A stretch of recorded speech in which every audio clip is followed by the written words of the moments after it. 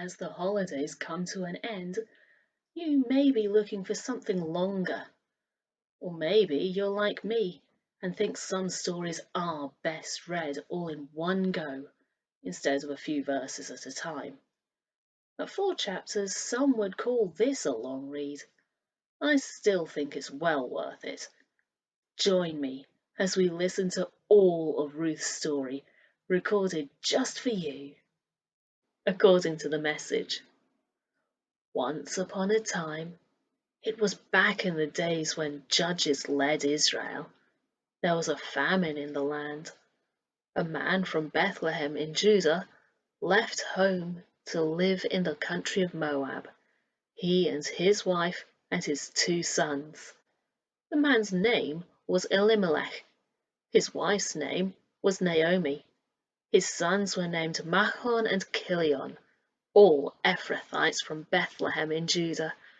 They all went to the country of Moab and settled there. Elimelech died, and Naomi was left, she and her 2 sons.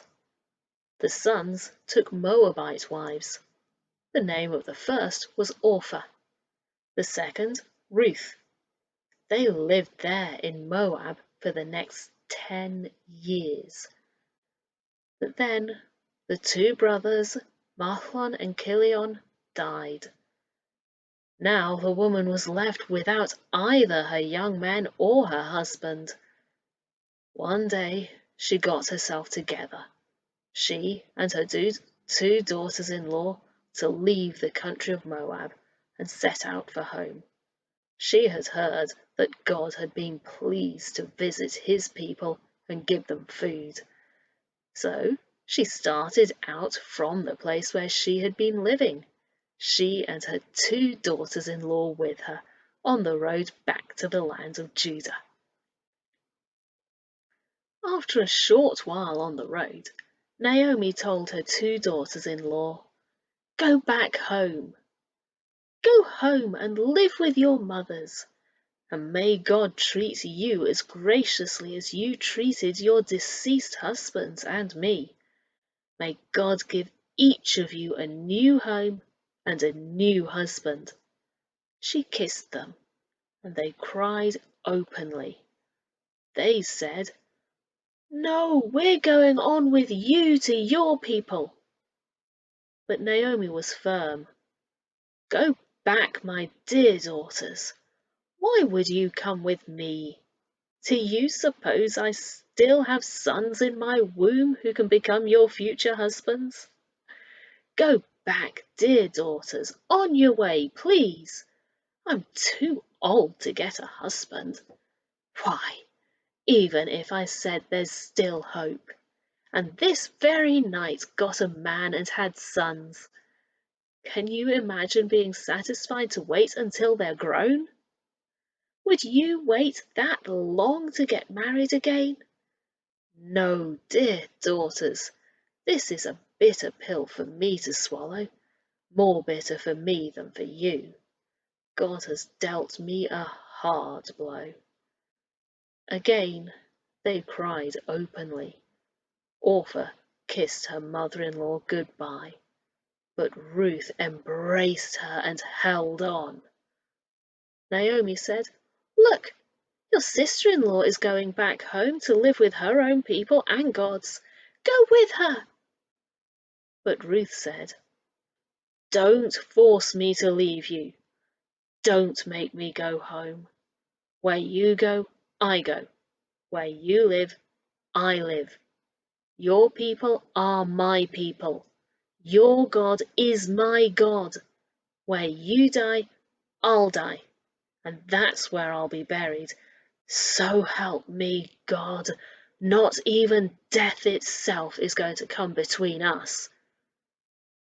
When Naomi saw that Ruth had her heart set on going with her, she gave in, and so the 2 of them travelled on together to Bethlehem. When they arrived in Bethlehem, the whole town was soon buzzing. "Is it really Naomi, after all this time?" But she said, "Don't call me Naomi. call me bitter. The strong one has dealt me a bitter blow. I left here full of life, and God has brought me back with nothing but the clothes on my back. Why would you call me Naomi? God certainly doesn't. The strong one ruined me. And so Naomi was back, and Ruth, the foreigner, with her, back from the country of Moab. They arrived in Bethlehem at the beginning of the barley harvest. It so happened that Naomi had a relative by marriage, a man prominent and rich, connected with Elimelech's family. His name was Boaz. One day, Ruth, the Moabite foreigner, said to Naomi, "I'm going to work. I'm going out to glean among the sheaves, following after some harvesters who will treat me kindly." And Naomi said, "Go ahead, dear daughter." And so she set out. She went and started gleaning in a field, following in the wake of the harvesters. Eventually, she ended up in the part of the field owned by Boaz, her father-in-law Elimelech's relative.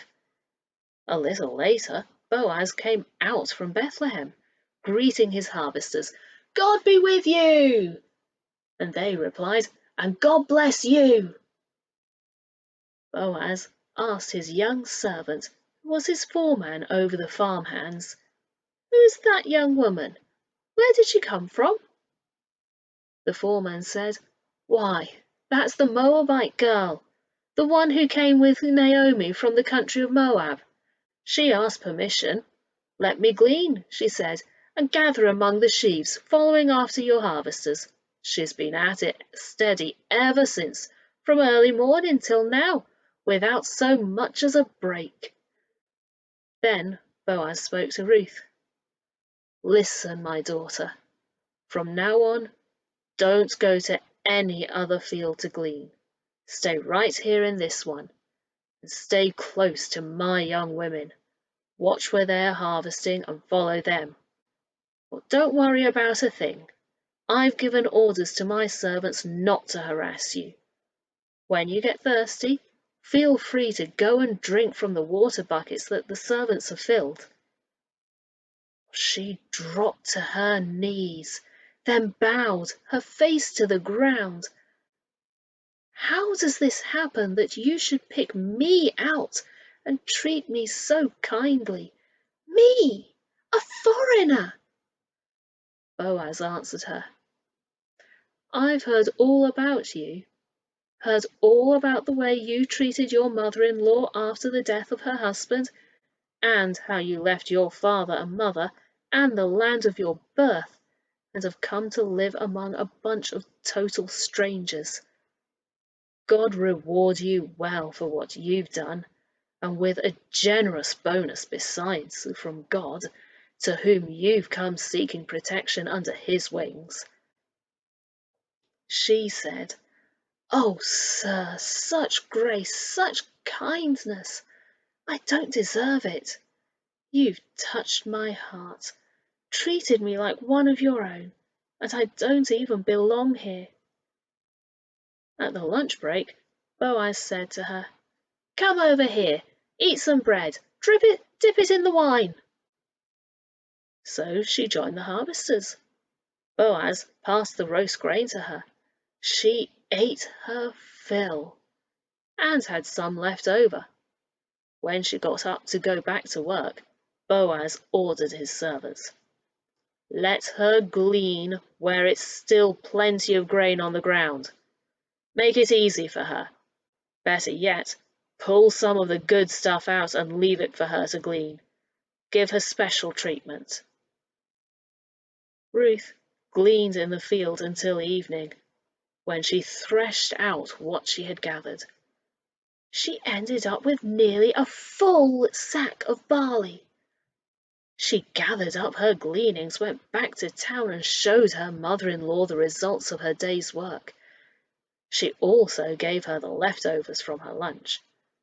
Naomi asked her, "Where did you glean today? Whose field?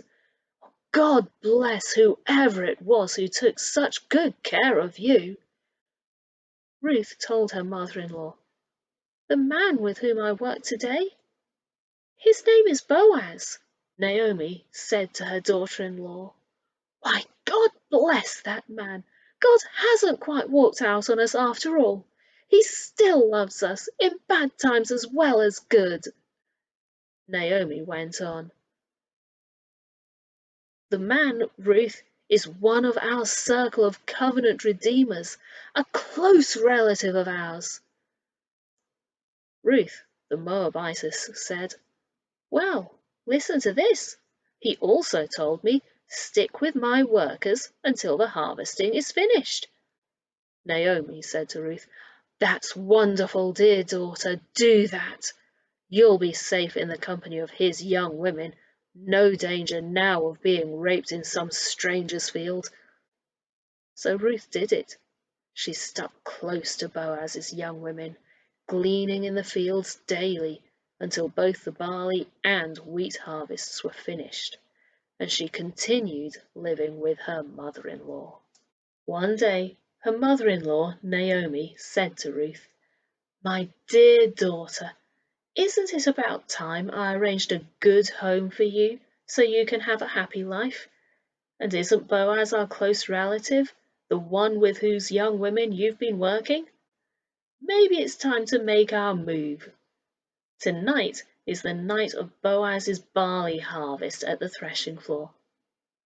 Take a bath, put on some perfume, get all dressed up, and go to the threshing floor. But don't let him know you're there until the party is well underway, and he's had plenty of food and drink. When you see him slipping off to sleep, watch where he lies down. Then go there, lie at his feet to let him know you're available to him for marriage. Then wait and see what he says. He'll tell you what to do." Ruth said, "If you say so, I'll do it, just as you've told me." She went down to the threshing floor and put her mother-in-law's plan into action. Boaz had a good time eating and drinking his fill. He felt great. Then he went off to get some sleep, lying down at the end of a stack of barley. Ruth quietly followed. She lay down to signal her availability for marriage. In the middle of the night, the man was suddenly startled and sat up. Surprise! This woman asleep at his feet! He said, "Who are you?" She said, "I'm Ruth, your maiden. Take me under your protecting wing. You're my close relative, you know. In the circle of covenant redeemers, you do have the right to marry me." He said, "God bless you, my dear daughter. What a splendid expression of love!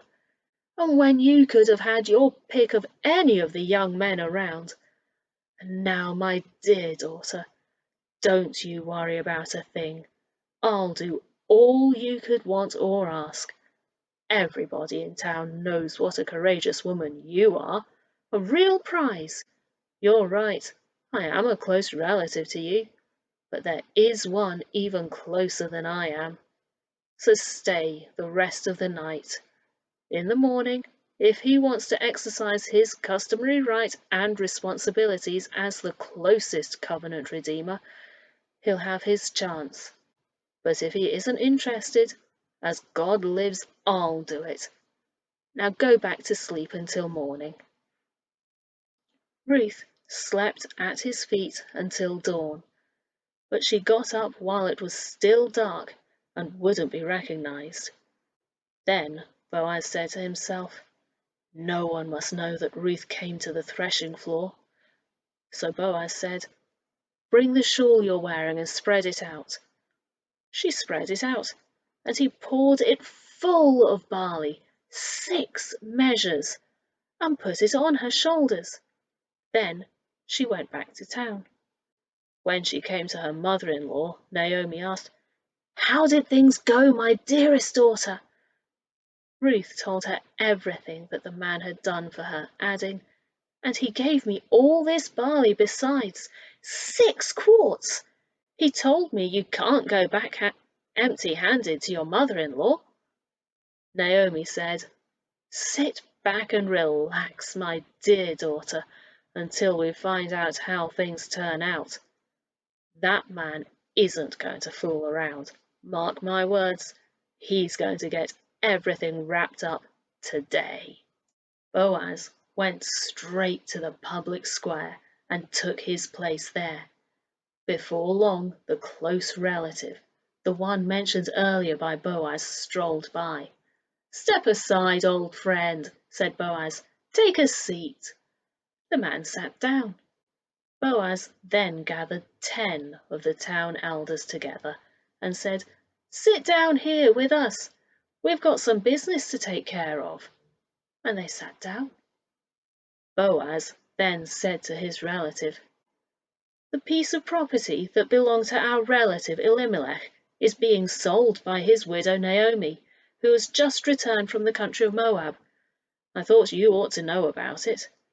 Buy it back if you want it. You can make it official in the presence of those sitting here and before the town elders. You have first redeemer rights. If you don't want it, tell me so I'll know where I stand. You're first in line to do this, and I'm next after you." He said, "I'll buy it." Then Boaz added, "You realize, don't you, that when you buy the field from Naomi, you also get Ruth the Moabite, the widow of our dead relative, along with the redeemer responsibility to have children with her to carry on the family inheritance?" Then the relative said, "Oh, I can't do that.